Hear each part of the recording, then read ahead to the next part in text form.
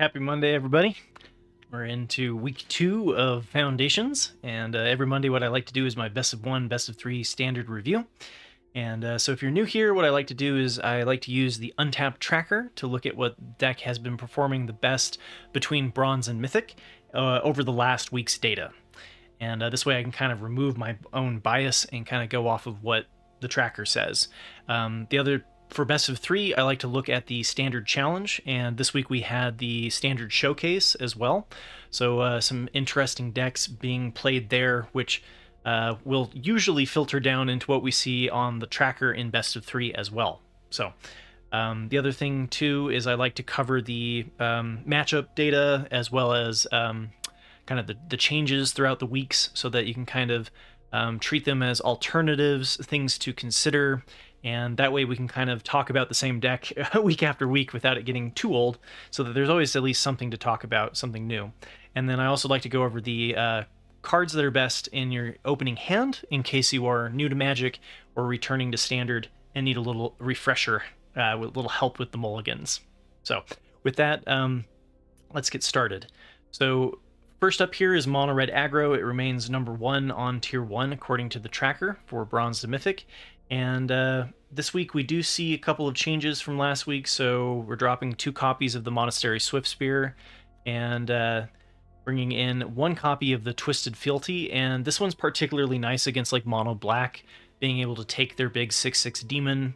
Any deck that has a solitary blocker works well against Azorius Oculus as well, to be able to take their big Haughty Djinn or even their Oculus. So to make room for it, though, obviously we're dropping 1 Lightning Strike and dropping the 3 copies of the Witchstalker Frenzy, which, if you know, the Twisted Fealty kind of helps you remove that problematic blocker. The Witchstalker Frenzy can shoot the Screaming Nemesis, so it's a little bit of a pro and con. We're bringing in 2 more Shocks, though, which gives us a total of 6, basically, for interaction against our opponent's early defenders. And then we're also exploring the 2 copies of the Barbed Batterfist. And this one, being able to tweak the power of a lot of your 2 toughness creatures, I kind of like this. And so I've seen a couple of lists exploring these, and it's been doing pretty well. So I'm not sure it's going to be an inclusion that makes it throughout the weeks, but definitely one worth checking out if you haven't already. And because we're going to bring in this equipment, which can help trigger our Valiant triggers, it kind of gives us a little bit more of what we can do with our land. So we're bringing in an additional mountain. So as far as its matchups go, Mono-Red Aggro is favored against Boros Burn, Golgari Midrange, Azorius Oculus, Mono-Black Discard, and Dimir Midrange. It is weak against Mono-Black Midrange and Boros Auras, and the best cards in the opening hand are Heartfire Hero and Hired Claw. And, Monastery Swiftspear and Monstrous Rage are up there as well. You just want to make sure that you're starting on turn 1. And then if you have the Heartfire Hero plus the Manifold Mouse, that's a particularly nice synergy. Number 2, according to the tracker, in Tier 1 as well, which means it's statistically the same as Mono-Red Aggro, which within the same standard deviation from the win rate. So this one, we see a couple of changes from last week, so also dropping the 2 copies of the Monastery Swiftspear and bringing in the 2 copies of Atali's Favor. And last week it was just the exact opposite of that, taking out the Atali's Favor for the Monastery Swiftspear. And they both have pros and cons. This one allows you to go a little bit deeper and gives you the trample, whereas the Monastery Swiftspear gives you more targets that you can hit with your auras. So this one is dropping a mountain to run the Thran Portal. Personally, I'm a fan of the Thran Portal. It allows you to have better flexibility on whether or not you cast the Heartfire Hero or the Optimistic Scavenger, since typically I'm looking for either. Without the Thran Portal, you're definitely leaning more heavily into mulliganing for your Heartfire Hero. As far as the matchups go for this, it's favored against Mono-Red Aggro, Boros Burn, Azorius Oculus, Golgari Midrange, and Dimir Midrange. And it is weak to Mono-Black Midrange and Mono-Black Discard. The instant speed interaction typically being a 2-for-1 with the Auras strategy. And the opening hand is Heartfire Hero and Sheltered by Ghosts. And I think, Optimistic Scavenger can be okay as well.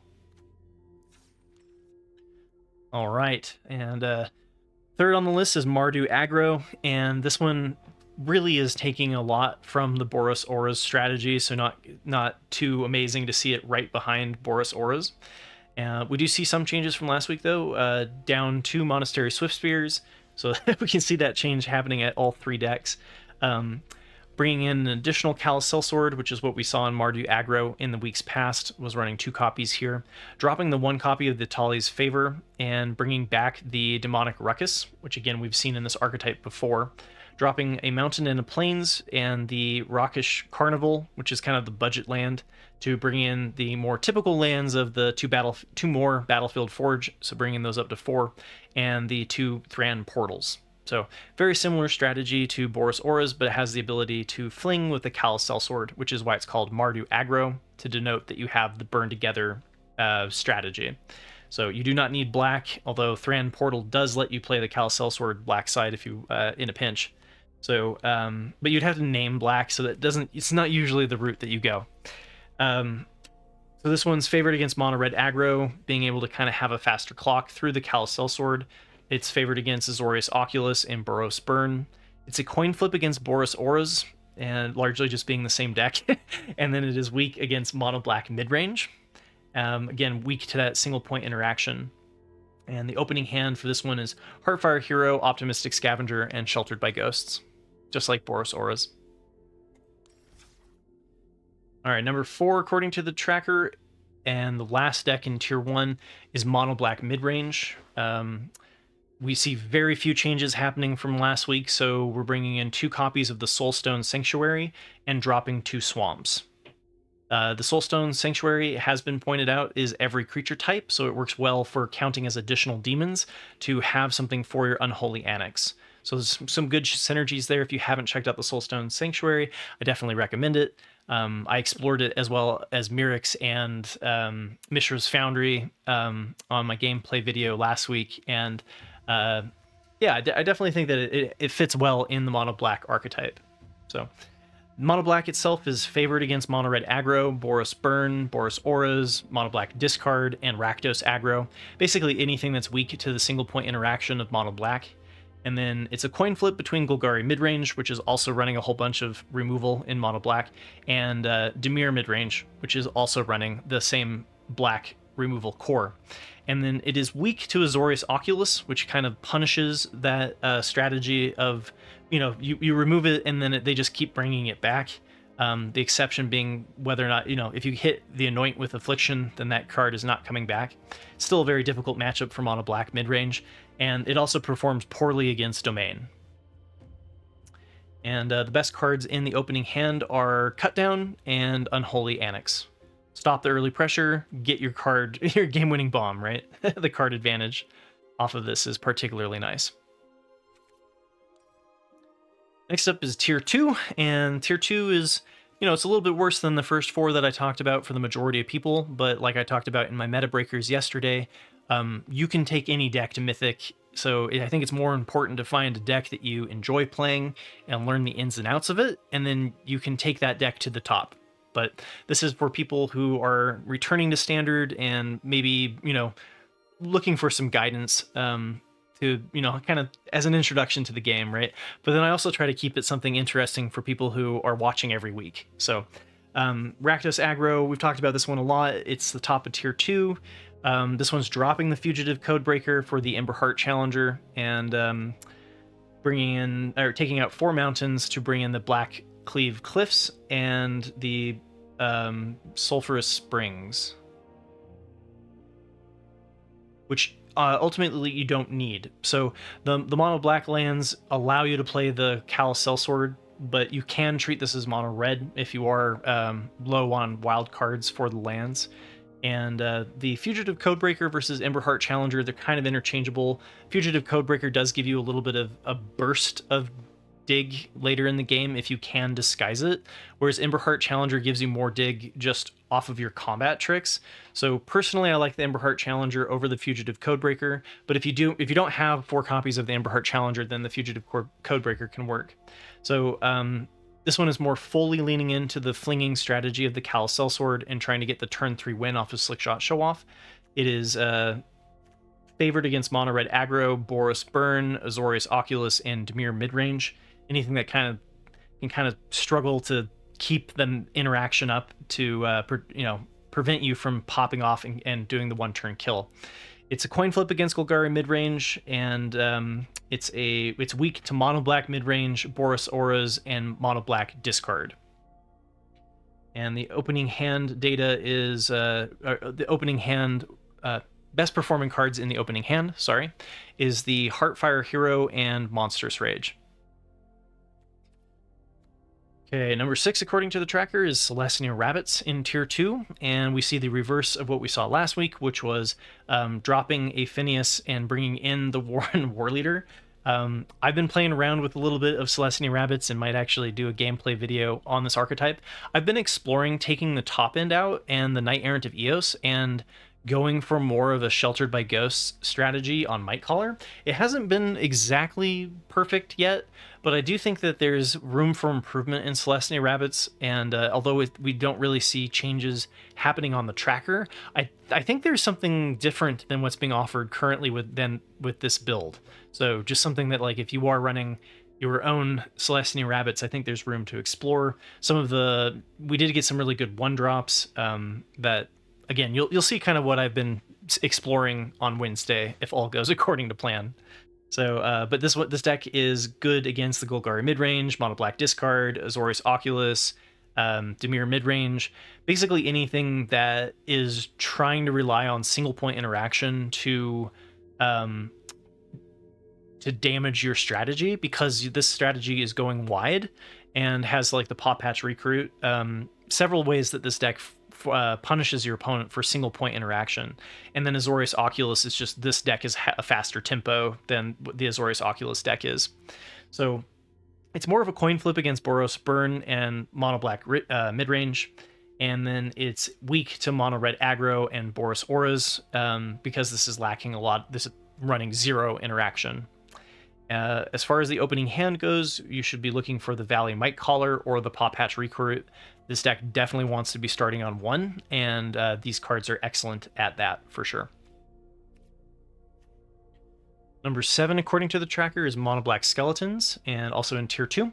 And we haven't talked about Mono-Black Skeletons, so I'll go a little bit deeper dive if it's a new archetype we haven't covered before. I don't mind talking about each individual card. Again, I think I find it to be a little repetitive if I do it every single week for every deck. So Mono-Black Skeletons has been around for a while, nothing new to Foundations, but what you're looking for is skeleton synergies. So you've got the Cult Conscript, the Forsaken Miner, the Tiny Bones, the Pickpocket, and the 2/1 skeleton off of the Case of the Stash skeleton, which all synergize with the Corpses of the Lost. Now, some run Gisa, some decide to run a lower curve and not play the Gisa. It's decent top end, kind of depending on the pace of the format, right? So Gisa's one of those that's going to be good in some matchups, worse off in others. Particularly bad if you Gisa and then they follow up with a Sunfall, for example, right? But this one giving you kind of an alternative win condition to your Corpses of the Lost. And Corpses of the Lost is a particularly interesting one because you can replay it over and over against Control, which can punish the single point interaction of other Mono-Black decks. So, but then you also have the cut down yourself and the go for the throat to be able to prevent like the turn 3 Rakdos Aggro. And so it has its place in the meta, right? It's a little niche, but the matchup data, it hasn't been mainstream enough for me to really say how it matches up in the new meta. You can always go back and look at when I talked about Mono-Black Skeletons during like Outlaws of Thunder Junction, where we had it was a little bit more of a main meta deck. And but yeah, it's typically good against the matches that the aggro matches are good against, and good against the ones that the single point interaction of black is good against, and then struggles against where those strategies are punished, like the Selesnya Rabbits and Wraths especially. So with that though, I can say that the top performing cards in the opening hand are The Corpses of Lost is particularly important to getting this strategy to work, really holds the whole thing together. So this is a particularly good one to look for in your opening hand. And then you do want to be starting on turn 1, so your Forsaken Miner and your Cut Downs are particularly good in your opening hand as well. And then number 8 is Azorius Oculus, and this one is kind of going back to what we saw before. So last week I was kind of saying we saw some like changes to the tech slots in Azorius Oculus, and I think this is a little bit more of what I've been used to in Azorius Oculus. So we're ditching the 3 copies of the Sleight of Hand. That card is better when you're on the play than it is when you're on the draw. And then bringing in the 2 other copies of the Chart of Course. And like I mentioned last week, I like 4 copies of Chart of Course because it's one of the top cards in your opening hand, and it's particularly nice to getting the turn 3 Jin or Oculus off of your helping hand or recommission.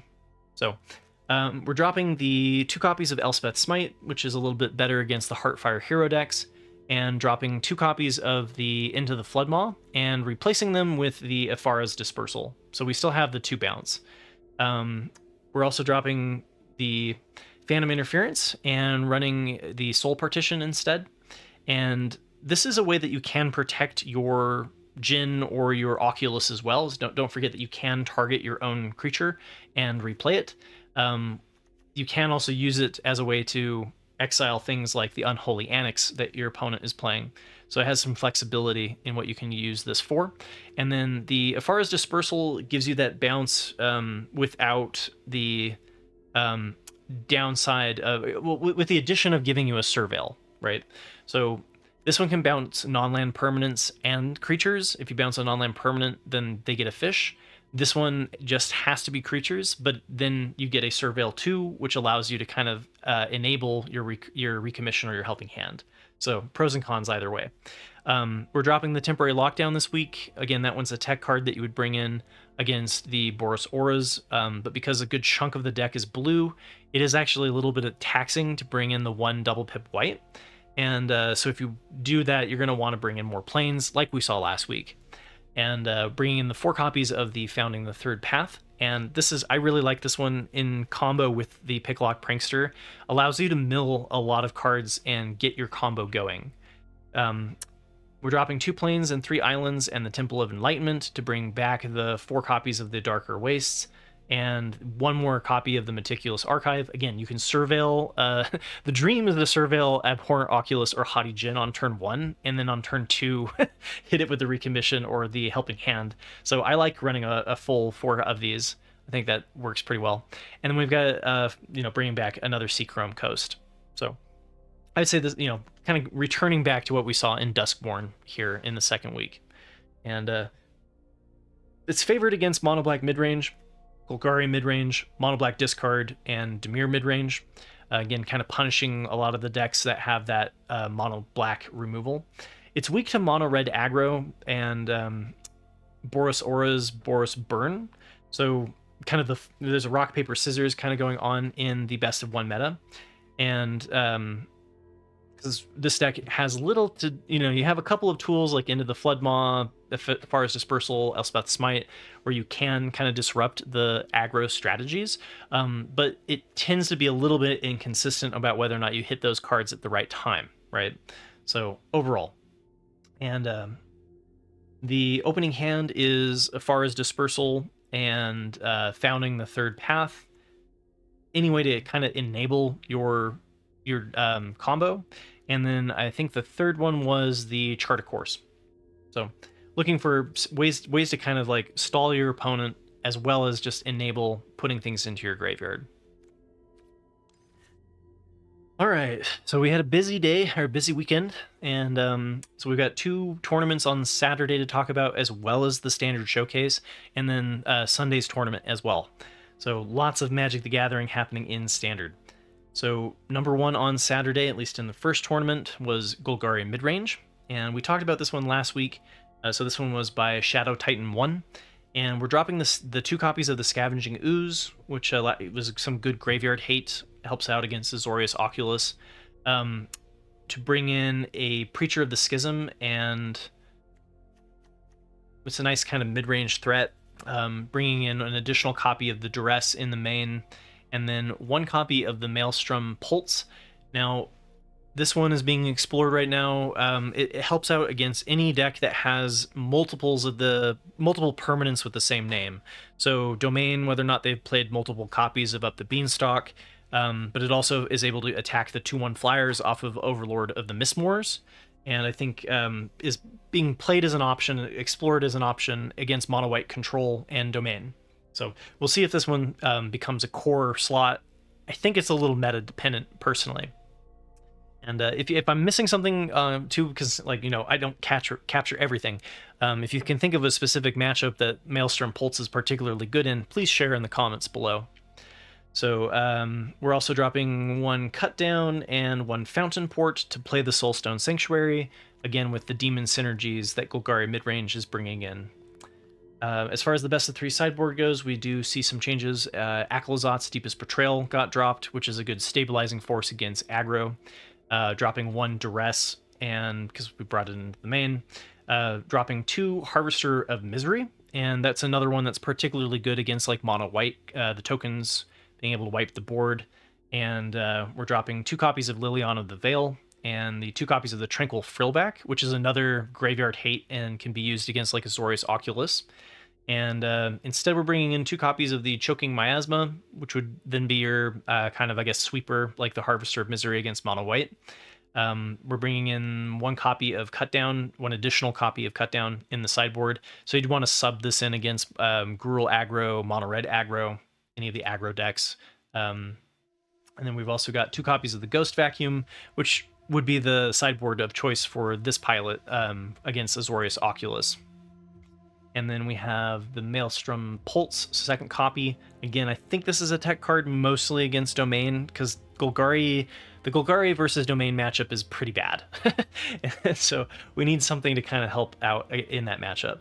And then Render Inert is a way to kind of answer Liliana of the Veil instead of like a Sheoldred's Edict, because it's card neutral. And there's a couple, it also can work up against the Archfiend of the Dross to just make sure that they don't have any of the oil counters on it, and then they just lose. So it's a little bit of an anti-tech card for those Liliana of the Veil and Archfiend of the Dross. And we've also got 1 copy of Sheoldred the Apocalypse, which helps up against the aggro matchups, giving us some life gain. So the other thing I kind of played around with including, and I think it's been a good thing, is to talk about the matchups on Arena.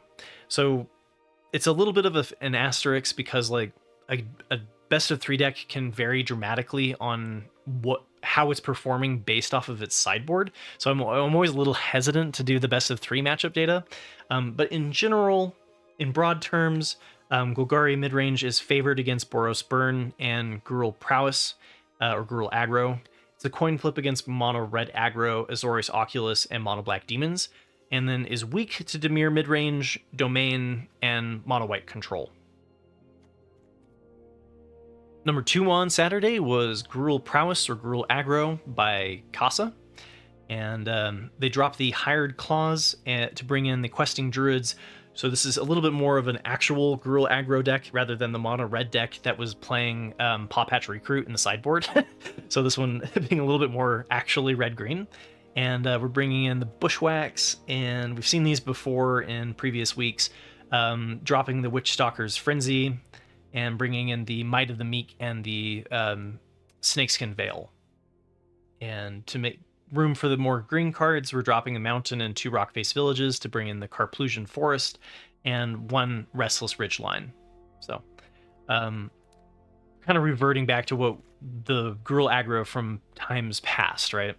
So, and going back to the sideboard that was a little bit more strictly Gruul Aggro. So dropping the Lithomanic Barrages, which are particularly good against the Azorius Oculus deck, dropping the 2 Obliterating Bolts, which are good against Obliterating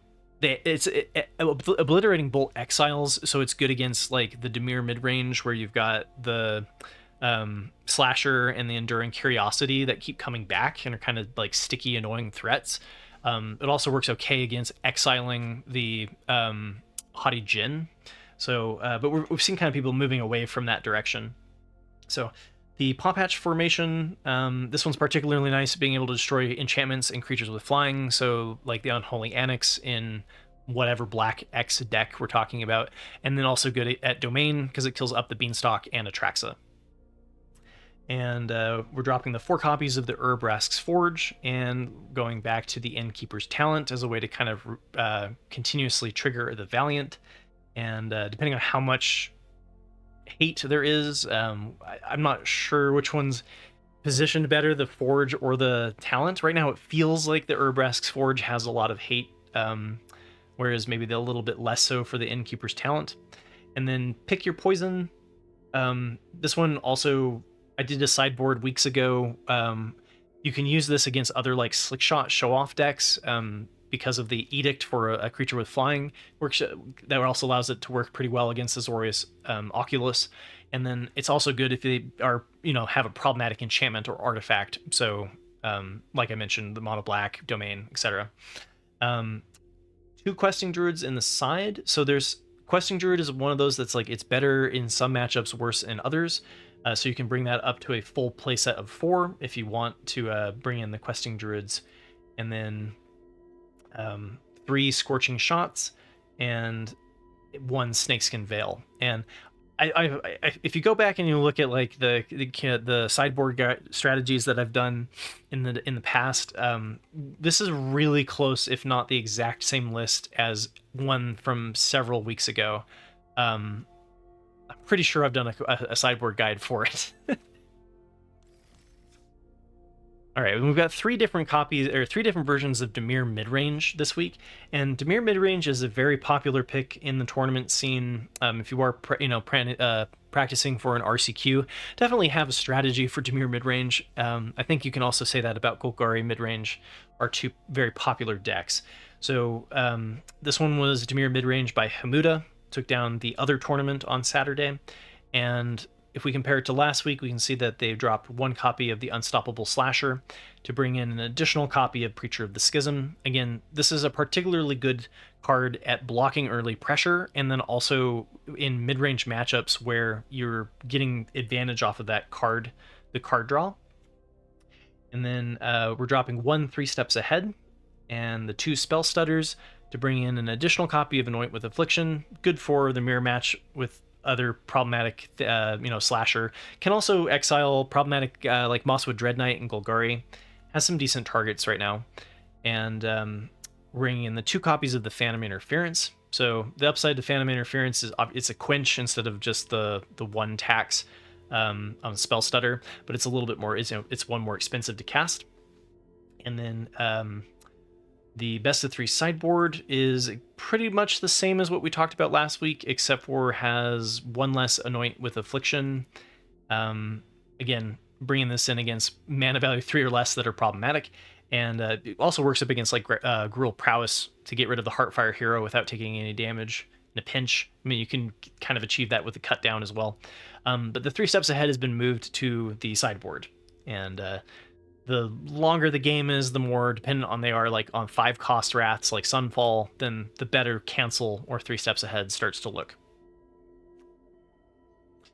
As far as the matchup goes, generally speaking, Dimir Midrange is favored against Golgari Midrange and Boros Burn. It's a coin flip against Domain, and then it's weak against Mono-Red Aggro, Mono-White Control, and Azorius Oculus. All right, number 2 on Saturday was Dimir Midrange, and I think even 3rd place and 4th place. Like, I think it was a Dimir Midrange sweep, right? So this one going a slightly different direction than the deck that we just talked about. So we're dropping 1 Fairy Mastermind, we're dropping 1 Flood Pits Drowner, which is here, yep. And dropping the Preacher of the Schism and the 3 copies of the Unstoppable Slasher. So we've seen this before, Dimir Midrange, even at Worlds, some lists running Slasher, some not. And this one leaning more fully into card advantage off of the early flyers, with bringing in the additional copy of Gix Yawgmoth Praetor, on top of the Enduring Curiosity So usually we see one or the other, and this one is going for both. We're also bringing in Urtai Resurrected, which has nice synergies with the Fairy Mastermind, kind of being able to offset, giving them the card draw. And then we have one Spectral Sailor. I think this is going to be an interesting one. The repeatable ability to draw a card really helps if the game goes into the mid-range or late. So I'm not sure we're going to see a whole playset of them, but I definitely think that it's an interesting one to explore. And then the Tishana's Tidebinder. Somebody asked, like, why is Tishana's Tidebinder being brought in Dimir Midrange? And largely this is to silence the anything that has a triggered ability, right? So in the mirror match, you can use it to like make Enduring Curiosity stop drawing cards. Same with Gix. You can use it to silence a Planeswalker like Liliana or Jace or Kaido. It has a lot of different options that you can kind of punish. It's worse against decks that have an ability to just kill it, right? So you kind of have to play around your opponent's interaction and removal. But it's wide and varied what this card is good at, and usually we're seeing one, sometimes two being brought in depending on the matchups. So yeah, for example, here there's a second copy of Tishana's Tidebinder. You'd want to bring this in up against the matchups that are relying on something with a triggered or activated ability. So hope that helps. I kind of skipped out of my order though, did I? Didn't I? Yeah. So we're bringing Gix's Command into the main. We saw this with Rim F last week, who's the master of Dimir Midrange.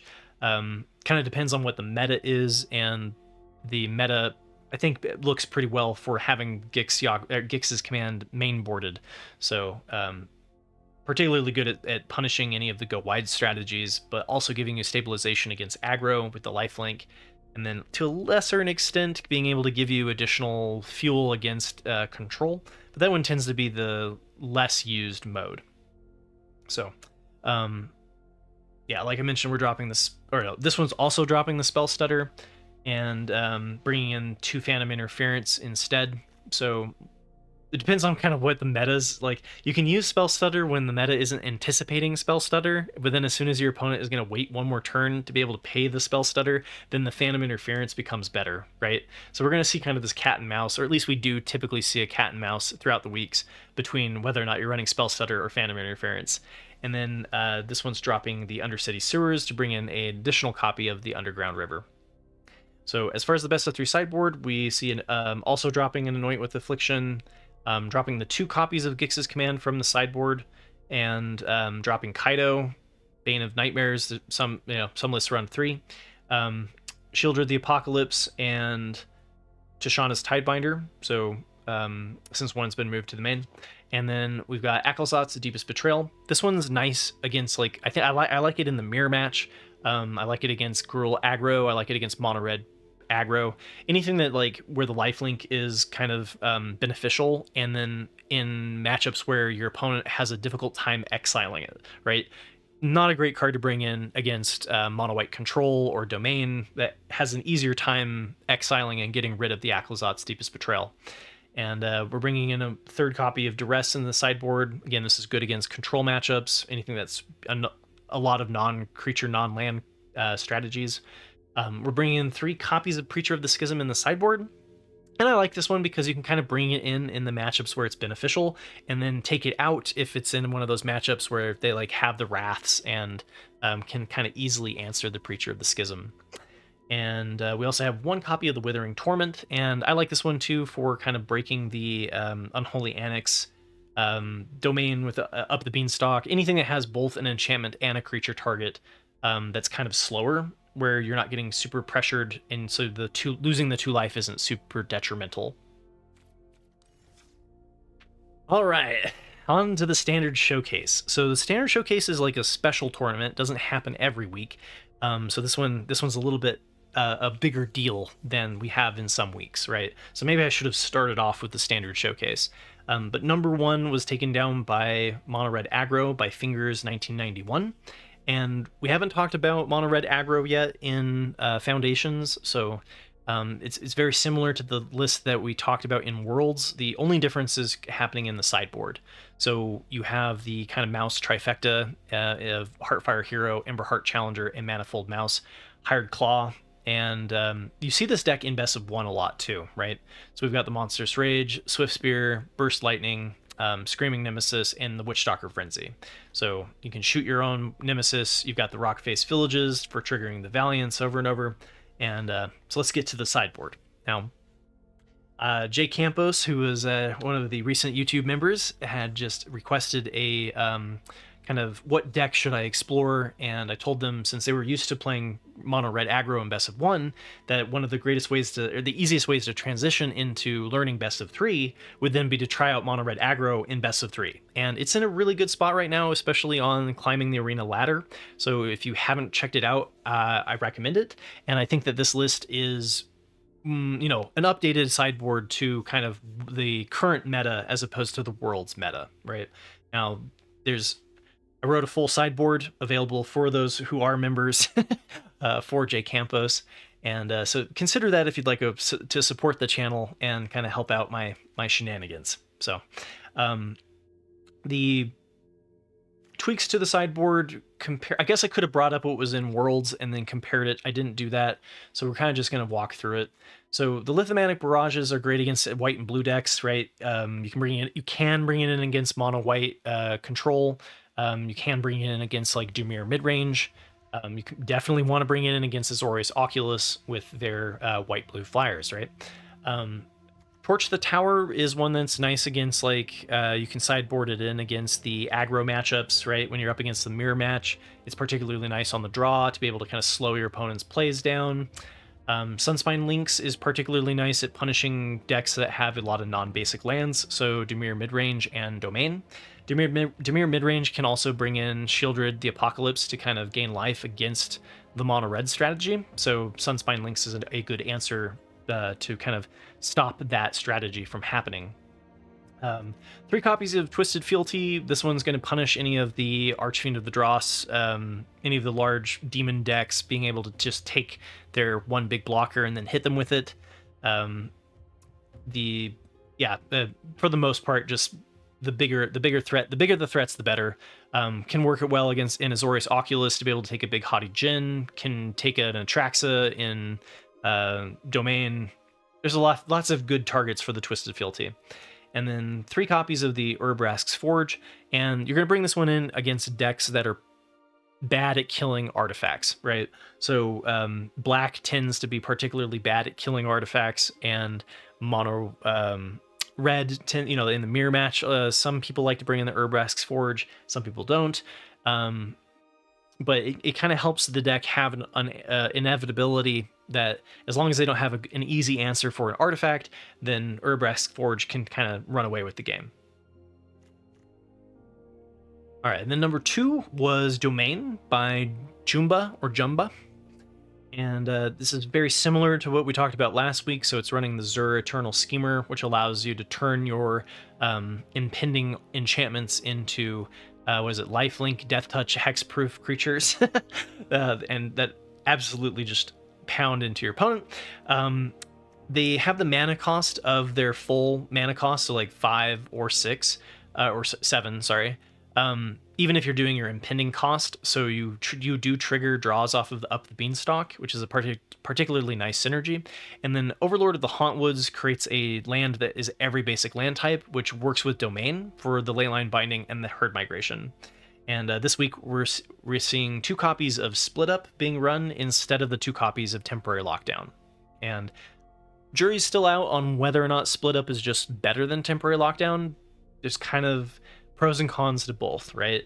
So we typically see a split of Split Up and Temporary Lockdown that I talked about last week, and we'll see Split Up's definitely being explored replacing Temporary Lockdowns.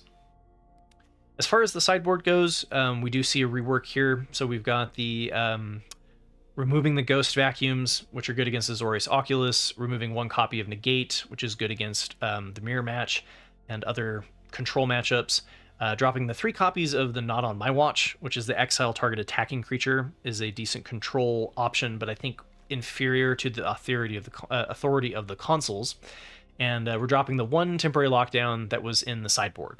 So speaking of the authority of the consoles is a particularly nice card for Punishing...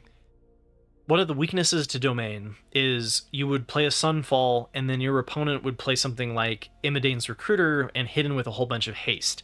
And that would make it so that, like, who cares that you just did the Wrath? They're still being able to pressure you with that haste. And same thing with Mono-Red. A lot of, like, especially with the Rockface Village, a good chunk of that deck in Mono-Red has haste, which is very problematic for Domain. Enter Authority of the Consuls. Now all of those haste creatures enter the battlefield tapped, and it doesn't matter that they have haste, right? So I think this is a particularly good thing for Domain. I think this is a card that we might even see come in a little bit more directly into the main. Certainly seems like something worth exploring. Definitely going to see it as a sideboard card, though, because this also answers Urbrask's Forge. It just makes Urbrask's Forge give you 1 life every turn, right? So particularly useful. And again, I forgot to turn off my notifications, so thank you there, Fabrice. Hope you're having a good day. So, Elspeth Smite, we're bringing in an additional copy of Elspeth Smite. Again, you're going to bring this one against Dimir Aggro, or Dimir Midrange, Mono-Red Aggro, anything that is trying to clock you too quickly before you get into your kind of later game. And then we have the 2 copies of Rest in Peace, and this is... Instead of the Ghost Vacuum, deciding to run the Rest in Peace. I do like 2 instead of 3. Some people go 3. They don't really work well. They're not redundant, right? If you have 1 copy, it's enough. If you have 2, it's like a wasted card, right? So 3 guarantees that you're more likely to see 1 in the game, but then you run the risk of having a dead card. So I think 2 is the sweet spot, personally. But anyway, allows you to attack your opponent's graveyard. Totally nukes the Azorius Oculus strategy. Well, I mean, they can bounce the enchantment, but you get the idea. Makes it difficult for them. So, as far as the matchups go for Domain, this is, again, speaking in general terms, it is favored against Golgari Midrange. Is actually the reason why we saw Golgari Midrange kind of fall off the map for a while. If you go back like a year. Azorius Oculus and Mono-White Control, it's also favored against. It's a coin flip against Dimir Midrange, and then it's weak to Boros Burn and Mono-Red Aggro. Struggling against the early interaction, the early pressure of Mono-Red. And then Boros Burn, if they're waiting to Sunfall, you just hit them directly to the face, right? Alrighty, so I try to get these episodes done in about 45 minutes. I think I'm about on time. We'll see how I did when the final edits are all done. But number 1 on Sunday was Mono-Red Prowess by Nammer Squats, and was the same exact list as Fingers 1991 in the showcase. Second place was taken down by Dimir Midrange by Xantos Cell, and is actually a 3rd version. So this one... Excuse me. So this one is a 3rd version of Dimir Midrange and is different than the other 2 slightly, right? So this one is running all 3 copies of Kaido, Bane of Nightmares, is dropping the Mockingbird, and is also dropping the 3 copies of the Unstoppable Slasher to bring in an additional copy of the Preacher of the Schism, 1 Tashana's Tidebinder in the main, 1 Duress in the main, dropping the Spell Stutters to bring in Anoint with Affliction, and just 1 Phantom Interference instead of 2. And dropping the Undercity Sewers, and instead of bringing in the Underground River, we're bringing in a 4th copy of the Restless Reef.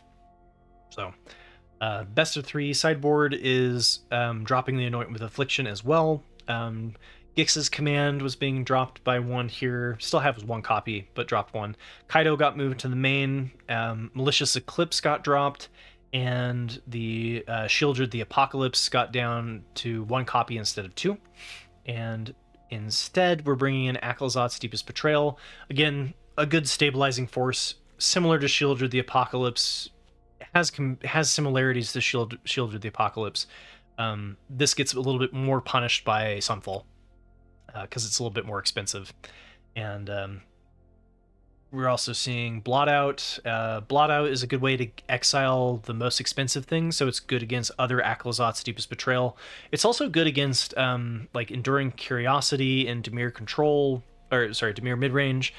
There's a couple of targets where you can use the Blot Out to get rid of a problematic creature or planeswalker. And then we're bringing 1 additional copy of Cut Down in the sideboard, a good against aggro.